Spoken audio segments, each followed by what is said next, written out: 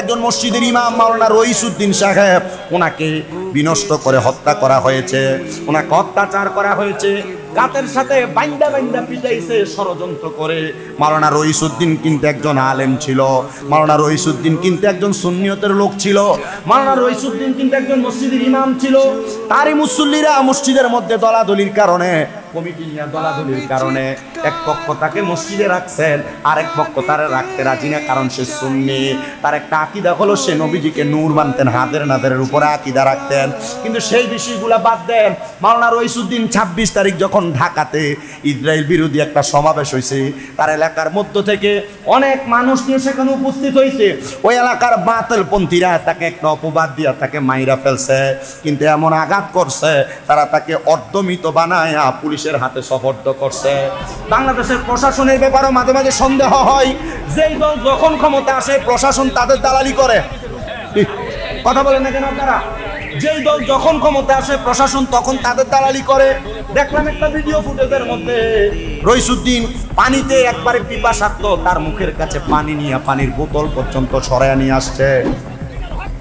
বাংলাদেশের পুলিশ প্রশাসনের ঊর্ধ্বতন কোনো কর্মকর্তাকে ভিডিওগুলো দেখে না, বড় অবাক হয়ে যায়। এরা যদি দেখতো কিরে শত্রু যদি পানির পিপাসায় কাতর হয় তাকেও তো মুখের মধ্যে পানি দেওয়া হয়, কিন্তু তারা কেন তার মুখের মধ্যে পানি দেয় না? বড় অবাক লাগে। এরা যদি দেখতো, এরা যদি জানতো, আর এরা যদি ইসলামের ন্যায় নীতির উপর চলতো, এরা কখনো এমন পুলিশ প্রশাসনের ব্যক্তিদেরকে পুলিশে রাখতো না। কথা কন না কেন? আবার একটা জিনিস তাকে দেখেন, বাংলাদেশে এখন কিন্তু বৈষম্য বিরোধী আন্দোলনের পরে বৈষম্য বিরোধী সরকার উপদেষ্টা হিসেবে আছেন কি? কথা কন না কেন? কিন্তু তাকে দেখেন, যারা মাওলানা রইসুদ্দিনকে হত্যা করেছে তাদের ভিডিও ফুটেজ সরাসরি ফেসবুক ইউটিউবের মধ্যে ভাসতেছে। উনি যদি বৈষম্য বিরোধী সরকার হয়, উনি যদি মানুষের মাঝে বৈষম্য দূর করে থাকেন, তো এই বৈষম্য মাওলানা রইসুদ্দিনের হত্যাকাণ্ডের মধ্যে কেন এখনো পর্যন্ত কেন বিচার করা হচ্ছে না? কি এখনো বিচার করা হচ্ছে না? তার মানে বোঝা যায় উনি বৈষম্য বিরোধী সরকার নামে ক্ষমতার আসন পাওয়ার পরে এখন তিনি বৈষম্যটাকে নিজের মাঝে ধারণ করেছে। যদি বৈষম্য ধারণ না করত তাহলে মাওলানা রইসুদ্দিন নামক ইসলামী একজন বক্তা, ইসলামী একজন ইমাম মসজিদের খতিবকে এভাবে অত্যাচার করে ষড়যন্ত্র করে মারার পর সাথে সাথে অ্যাকশন নিত, কিন্তু এখনো নেওয়া হয় নাই। এটার কারণ হলো যে এই দল যখন ক্ষমতার আসনে বসে তখনই তারা নিজেরা নিজেদেরকে স্বৈরাচার প্রমাণ করে। কথা কন্যা ঠিক কিনা? আমি আমার মুসল্লিদেরকে বলবো, যারা সন্ত্রাসবাদকে সাপোর্ট করে, এর আগেও আমি হাদিসটা আপনাদেরকে শোনাইছি। নবীজি বলছেন, যারা সন্ত্রাসী করে, যারা সন্ত্রাসবাদকে সাপোর্ট করে, যারা সন্ত্রাসীদের সাথে বন্ধুত্ব বজায় রাখে, এই ব্যক্তিগুলা আমাদের দলভুক্ত নয়। ইয়া রাসূলুল্লাহ, তারা কারা?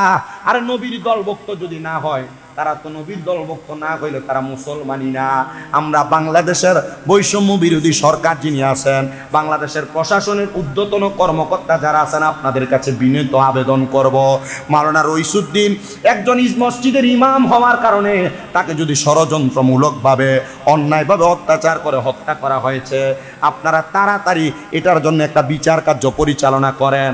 বাংলাদেশে যে এখনো পর্যন্ত আইন ব্যবস্থা ভালো আছে সেটার একটা প্রমাণ দেন।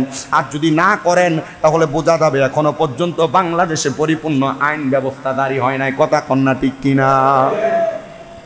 আমি এই মসজিদে আসার আগেও মোবাইলে ঢুকে দেখতেছি, যারা মাওলানা রইসুদ্দিনের পক্ষে কথা বলেছে তাদের বাড়ি ঘর ভাঙচুর করতে যাচ্ছে। এরা হত্যাকারীরা তাদের বাড়ি ঘর ভাঙচুর করতে যাচ্ছে।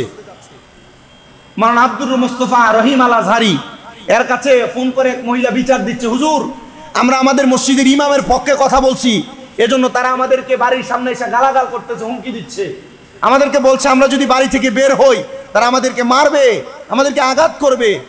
তো বাংলাদেশের মানুষ, আপনারা এতটুক মাথায় রাখেন, দিমাগে রাখেন, যদি আপনি হকের পথে থাকেন আপনার শত্রু তৈরি হবে, আপনি যদি সঠিক পথে থাকেন আপনার দুশ্মন বেশি থাকবে। এই মানুষগুলো একজন ইমামের পক্ষে কথা বলেছে, তাদেরকে এখন হুমকি দেওয়া হচ্ছে। কেন? বাংলাদেশের প্রশাসন ঘুমিয়ে গেছে? আপনি আরো অবাক হবেন কি জানেন, বাংলাদেশ এমন একটা পর্যায়ে পৌঁছে যাচ্ছে, এটা পৌঁছে যাচ্ছে কিনা আমি জানি না, আমি বুঝতেছি না। আমার নিজের বিষয়গুলো আমি জাস্টিফাই করে আমি দেখতেছি। গতকালকে আমার গাড়িটা অ্যাক্সিডেন্ট করছে, এই যে আমাদের জগন্নাথপুরে নৌসারা উঠতে আমার গাড়িটা অ্যাক্সিডেন্ট করছে। আমি প্রথম অনেকক্ষণ অপেক্ষা করে 999-এ কল দিছি। 999 এটা সেবা মানে হলো জরুরি পুলিশ সেবার জন্য, জরুরি পুলিশ সেবার জন্য। আমি কল দিচ্ছি, তার মানে জরুরি পুলিশ সেবা মানে আমাদের চকবাজার থেকে জগন্নাথপুর পুলিশ আসতে কতক্ষণ লাগবে? 5 মিনিট। 5 মিনিট। যদি জ্যাম থাকেও আমি দিঘির পার, তাহলে সময় বেশি লাগলে 10 মিনিট বা 15 মিনিট লাগবে। 2 ঘন্টা পরে পুলিশ আসছে। কয় ঘন্টা পর? কল দিছি 5-7টা, 5-7 কলের পর আইসা আমার সাথে ঝাড়ি নেয়। আমি প্রথম চিন্তা করলাম, ঝাড়ি আসলে মূলত এটা বিষয় না, এটা হচ্ছে আমাকে দমায় রাখার ঝাড়ি। আবার যদি সেম আমি আমার সেবা ঠিক মতো পাই নাই, যদি আবার 999 অবজেকশন দিয়া দেয়, আর ধরবে। কথা কি বুঝতে পারছেন? আমি যদি বলি যে আমার নির্দিষ্ট সময় আমি সেবা পাই নাই, তা আমার কথা হচ্ছে আমরা বাংলাদেশের নাগরিক হিসেবে, বাংলাদেশের সরকারি লেভেল বলেন, বেসরকারি লেভেল বলেন, আইন অনুনায়ক সেবা বলেন, প্রত্যেকটা সেবা আমরা নাগরিক হিসেবে প্রাপ্য না? আপনি কথা বলছেন না, প্রাপ্য না? আপনি মুরব্বী হয়ে গেলে আপনার একটা সেবা আছে সরকারিভাবে, আপনি যুবক থাকলে আপনার একটা সেবা আছে সরকারিভাবে, আপনি শিশু থাকলে আপনার একটা সেবা আছে সরকারিভাবে, আপনি নারী হইলে নারীদের জন্য একটা সেবা আছে সরকারিভাবে।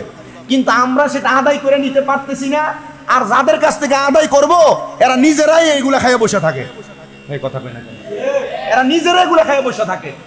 আমি অবাক হয়ে যাই এই বিষয়গুলো দেখলে, বড় আশ্চর্যজনিত হই। তা আপনাদের কাছে আমার এতটুক কথা থাকবে, আমাদের দ্বারা যেন কোনো অন্যায় না হয়, আমাদের দ্বারা যেন কোনো অবিচার না হয়।